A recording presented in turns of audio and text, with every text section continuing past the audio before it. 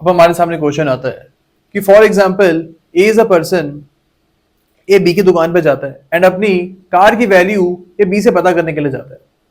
A went to the shop of B to ask the value of his car. अब यहाँ पे B ए को बोलता है कि इस गाड़ी को वहीं पे छोड़ दो, इसकी जो वैल्यू है ये मैं पता करवा दूंगा एंड फिर आपको बता दूंगा। यहाँ पे ए ने बी को इस कार को सेल करने की परमिशन नहीं दी थी, बट आगे जाके एक बायर आते हैं on the shop of B and B sold this car to this buyer who was C. B A गाड़ी सी को बेच देता है। तो क्या ये सेल यहाँ पे वैलिड होगी? क्या यहाँ पे बी के एक्शंस वैलिड होंगे? अब as per section number 27 of sales of goods act proviso, B did not have the consent of A which is essential. B के पास यहाँ पे ए का कंसेंट नहीं था to sell this car and that is why the actions of B in this particular case are not authorised. These are the facts of the case. Pearson versus Rose and Young Limited, 1950. Okay, तो ये चीज हमको यहाँ पे याद रखनी है। एक और एग्जाम्पल हम लेते हैं। For example A was a person, A B की दुकान पे जाता है टू सेल हिज कार।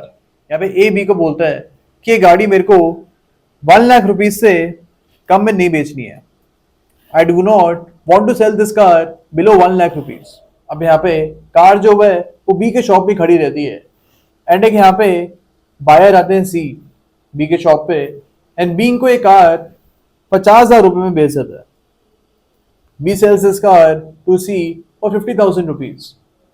अब इन दिस पर्टिकुलर केस क्या ये सेल यहाँ पे वैलिड होगी? अब यहाँ पे this sale will be valid. यहाँ पे जो सी को ये सेल हुई है ये वैलिड होगी बिकॉज यहाँ पे सी को कुछ पता नहीं था कि ए और बी के बीच में क्या एग्रीमेंट हुआ है। Okay, and that is why C is the innocent buyer in this case. C is the innocent buyer in this case and that is why C will be entitled to this car. But in this particular case A can ask for compensation from B. A यहाँ पे B से compensation claim कर सकता है but ए को यहाँ पे car जो है वो वापस नहीं मिली। यहाँ पे कितना अमाउंट ए क्लेम कर सकता है? A can claim the remaining amount that was 50,000 rupees from B. These are the facts of the case Foakes versus King 1923। तो ये केस हमको यहाँ पे याद रखना है।